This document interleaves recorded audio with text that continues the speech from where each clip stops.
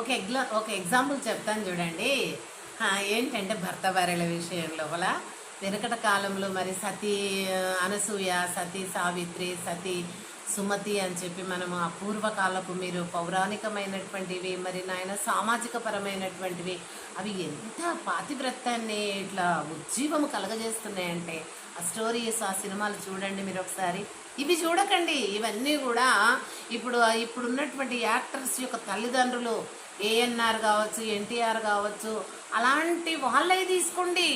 వాళ్ళ నుండి వచ్చిన పిల్లలే ఇప్పుడు నడిపిస్తుండ్రు ఈ ఫిలిం రంగాన్ని. కానీ ఇప్పుడు అంత బాగలేవండి. ఇప్పుడు అన్నీ హత్యలు, మరి ఎట్లా దొంగతనం చేయాలి, గోడలు ఎట్లా దుంకాలి, ఎట్లా రంధ్రాలు కొట్టాలి, ఎవరిని హత్య చేయాలి, ఎవరిని చంపాలి, ఇవి నేర్పుడు ఎక్కువ ఉందండి. వాళ్ళ కలెక్షన్ రావడం ఏందో కానీ మరి గవర్నమెంట్కు లాభం రావడం ఏందో కానీ అసలు అప్పటి యాక్టర్స్ కానే కాదండి. వాళ్ళ తెలివితేటలు, ఎన్టీ రామారావు, నాగేశ్వరరావు వాళ్ళ తెలివితేటలు ఎక్కడండి, అపారమైనటువంటివి. ఆ స్త్రీలు కూడా, హీరోయిన్లు కూడా ఆ పాత సినిమాలు చూస్తే మనకు నీతికరంగా బ్రతకాల అనేది తెలుస్తుందండి. ఆ రోజుల్లో అంత దొంగలు లేరండి. కాబట్టి ఇప్పుడైతే అడుగడుగున దొంగ, మన పక్కోడు ఎవడో ముందోడు ఎవడో ఇలాంటి వాడు మనకే తెలియనటువంటి స్థితిలో మనం ఉంటున్నాం. కనుకనండి అలాంటి దారిలో మనం నడిచినట్టయితే దేశం అంతా కూడా దోపిడీ దొంగతనాలకు గురవుతుందండి. అలా చేయకండి ప్లీజ్. అదేంటంటే మనం స్త్రీలము ఇంటిని చక్కబెట్టుకునేటటువంటి బాధ్యత దేవుడు మనకు అప్పగించాడు. అందుకే భర్తలో భార్య సగము, భార్య అంటేనే భరించేడిది, కష్టాన్ని సుఖాన్ని నష్టాన్ని ప్రతిదనమాట. కాబట్టి అది గ్రహించాలండి.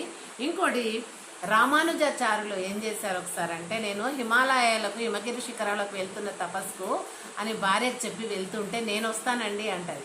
అరే వస్తానంటే రామానుజాచార్యులు వారు ఏమంటారంటే, నాలో నువ్వు రావడం ఏంటి, నాలో ఎప్పటికి ఉంటావు కదా, నేను అక్కడ ఉన్నా నువ్వు నాలో ఉన్నట్టే అంటాడు.